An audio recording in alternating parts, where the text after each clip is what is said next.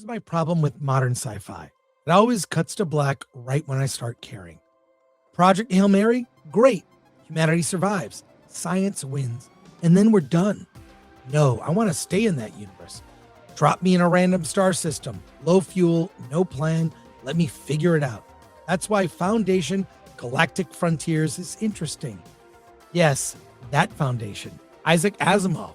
The guy who basically wrote the playbook Hollywood keeps borrowing. You're not the hero. No chosen one nonsense. You're a traitor. You explore, make deals, pick fights you probably shouldn't, and live with it. Meanwhile, you're running your ship, building it piece by piece, managing crew, resources, basically trying not to suffocate in deep space. Always a plus. And when things go south, they really go south. Ship combat, ground combat, because space wasn't dangerous enough already. What I like is the scale. You feel small. The universe feels huge, and no one's coming to save you. That's sci-fi.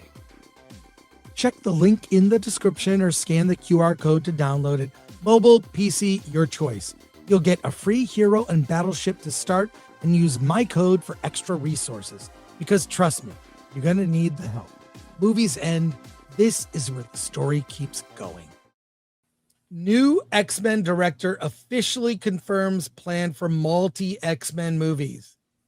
I have not read this story. This is from Collider. Alan, you gotta like. Yeah, I do. Into the story. Do you have notes? Yes, I do. Okay, so, let's get to it.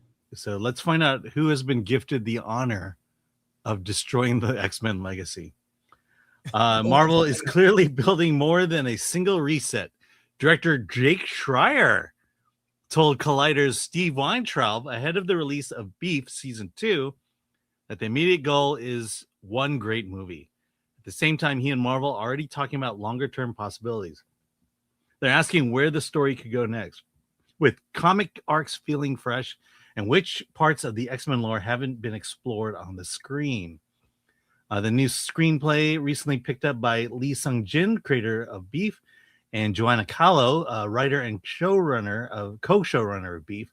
Schreier says these conversations include looking for less trod paths in the comics rather than simply retreading the old Fox movies.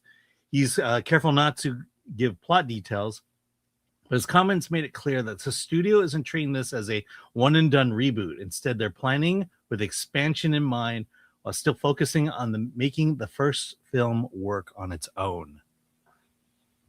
Yeah, well, it's smart. Here's the thing. It's all about the casting. I mean, I think when Hugh Jackman was cast as Wolverine, people were skeptical. I mean, the biggest thing against him, he's too tall. What is he, like 6'2"? Yeah. 6'3"? Well, and he was a last minute. He was a last minute cast too. I mean, they were filming when they cast him, so it was rushed. Yeah, but that turned out to be one of the best decisions ever. He's embodied that role through different eras, through good movies and not so good movies, and some really great films as well. And Logan, I thought he was fantastic. And then coming back in Deadpool and Wolverine. Yeah, I mean,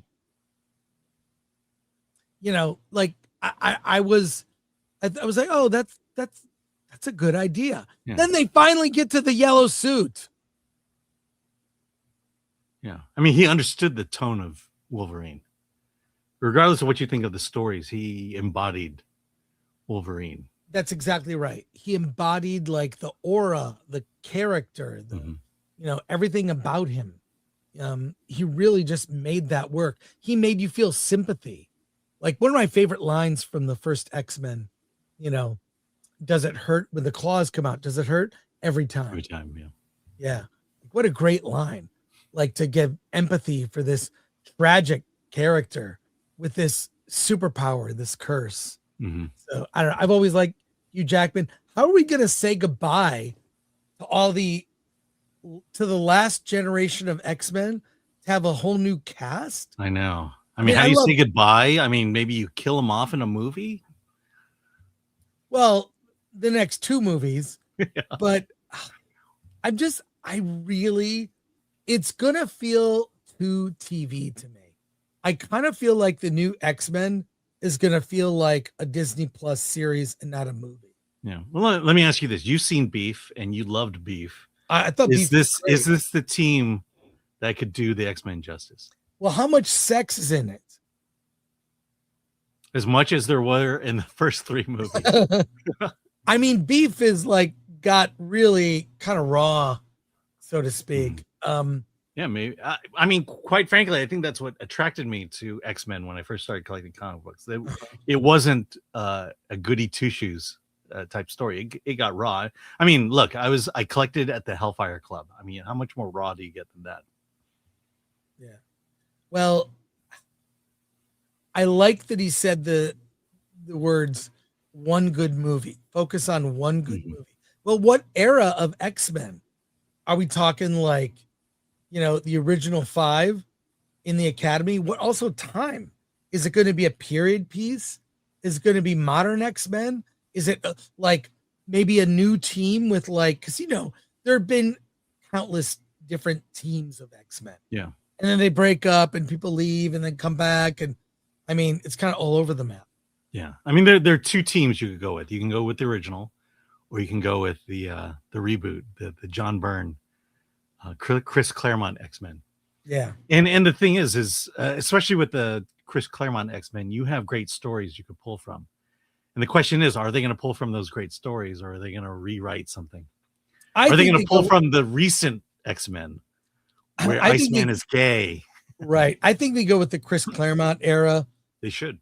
Because of more diversity. But the classic X-Men, that's where I started. I started from issue 1. So I don't know. I just think